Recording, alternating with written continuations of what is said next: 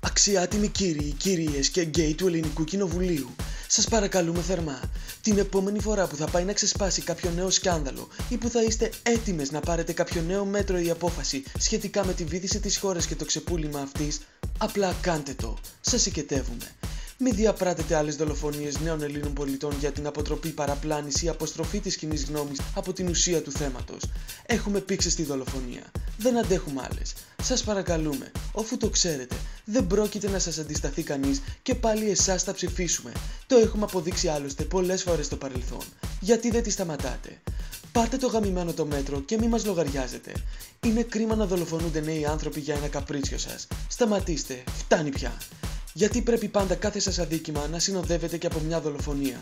Δεν βαρεθήκατε? Γιατί να μας ξεκάνετε μια ώρα αρχίτερα, αφού πάμε και από μόνοι μας και αυτοκτονούμε τον τελευταίο καιρό? Δεν χρειαζόμαστε βοήθεια.